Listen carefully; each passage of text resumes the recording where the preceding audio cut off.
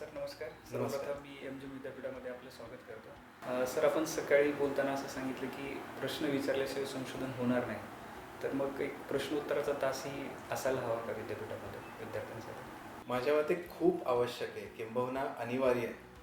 MGM युनिव्हर्सिटीमध्ये आज जी conference सुरू आहे त्याचा विषयच आणि एक प्रकारे तो आहे, ज्यामध्ये आपण फिलॉसॉफी, सायन्स यांचा जो कॉन्फ्लुअन्स आहे आणि सद्यस्थितीमध्ये विद्यार्थ्यांनी जर अधिकाधिक प्रश्न विचारले, ज्याला आपण सर्चिंग क्वेश्चन्स असं म्हणतो, त्या सर्चिंग क्वेश्चन्सच्या शिवाय रिसर्च होऊ शकणार नाही. आणि त्यामुळे रिसर्च चांगला होण्यासाठी चांगले प्रश्न, सर्चिंग क्वेश्चन्स ही खूप आवश्यक गोष्ट आहे. सर आपण सकाळपासून विद्यापीठात फिरत आहे, तर MGM विद्यापीठाबद्दल आपला कसा अनुभव आहे?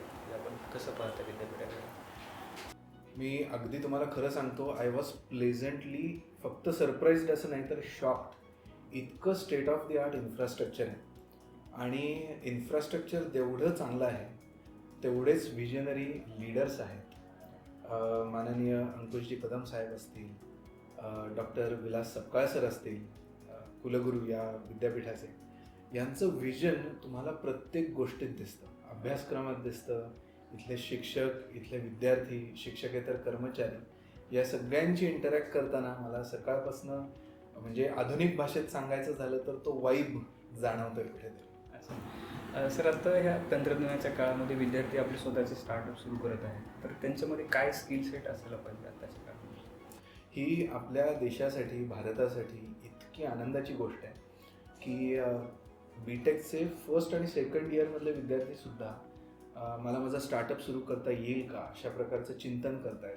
आज आपल्या देशात इतके स्टार्टअप सुरू होत आहेत, फक्त त्यापैकी किती स्टार्टअप्स खरंच सक्सेसफुल होतात आणि याच्याकरता विद्यार्थ्यांनी थोडं डीप जाण्याची आवश्यकता आहे. AIच्या या युगात आर्टिफिशियल इंटेलिजन्स, कृत्रिम बुद्धिमत्ता वापरत असताना आपण नॅचरल इंटेलिजन्सकडे कुठेही दुर्लक्ष करता कामा नये.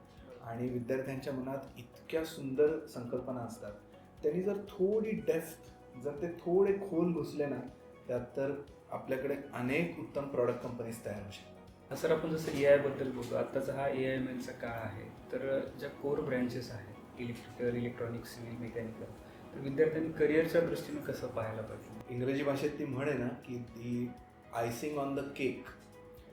तर artificial intelligence, machine learning, data science हे आयसिंग ऑन द केक आहे. पण खालचा जो केक आहे तो सगळ्या कन्व्हेन्शनल ब्रांचेसचा आहे.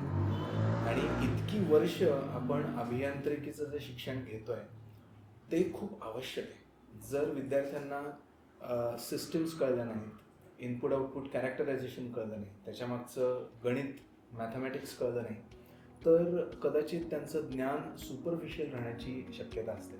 आणि म्हणून या सगळ्या जे वॉटरटाईट कंपार्टमेंटलायझेशन आहे ते कुठेतरी दूर व्हावं आणि या सगळ्या ब्रांचेस एकत्र याव्या, तरच आपण चांगला अभियंता, चांगला इंजिनियर निर्माण करू शकतो, असं मला अगदी प्रामाणिकपणे वाटतं. सर सावित्रीबाई फुले पुणे विद्यापीठ आणि MGM विद्यापीठ जर दोघांना कोलॅबोरेशन करायचं असेल तर काय भविष्यामध्ये ऑपॉर्च्युनिटी आहे?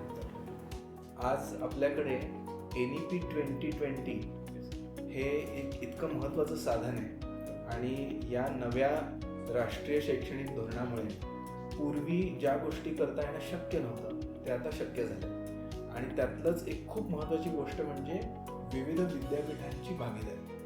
आपण नेहमी असा विचार करतो की आपण इंटरनॅशनल युनिव्हर्सिटीज बरोबर टायअप करूया, पण आपण आपल्याच देशातल्या चांगल्या विद्यापीठांकडे दुर्लक्ष करतो.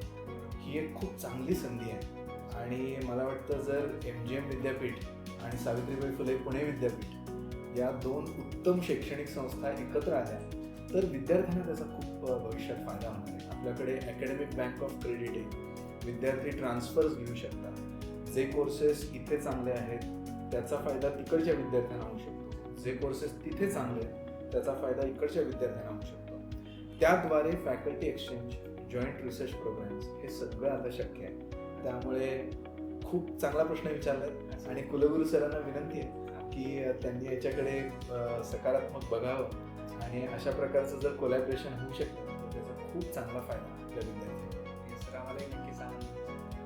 शेवटचा प्रश्न, आता ज्या काळात आपण जगतो त्या काळात खूप डिस्ट्रॅक्शन सोशल मीडियामुळे विद्यार्थ्यांच्या आयुष्यात येत आहे, तर त्याकडे आपण कसं पाहतो?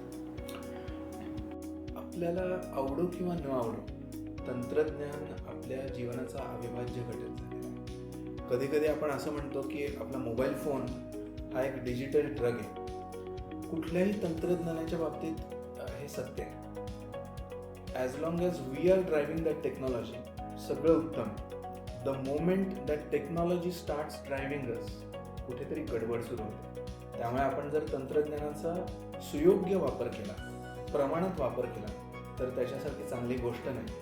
आणि त्याच्याकरताच थोडंसं मेडिटेशन, थोडंसं चिंतन आणि तंत्रज्ञानाच्या पल्याड जाऊन स्पिरिच्युॲलिटी, अध्यात्म, आणि त्याच्याकरताच मला वाटते आजची ही जी कॉन्फरन्स आहे, नॅशनल लेवल कॉन्फरन्स, त्याचा आत्मा, त्याचा क्रक्स कुठेतरी हाच आहे की एकीकडे आपल्याकडे सायन्स टेक्नॉलॉजी आहे आणि दुसरीकडे तत्त्वज्ञान आहे, फिलॉसॉफी आहे, स्पिरिच्युअलिझम आहे. या दोन्हीचा कॉन्फ्लुएन्स आपल्याला कसा साधता येईल याच्याकरता काम करण्याची आवश्यकता.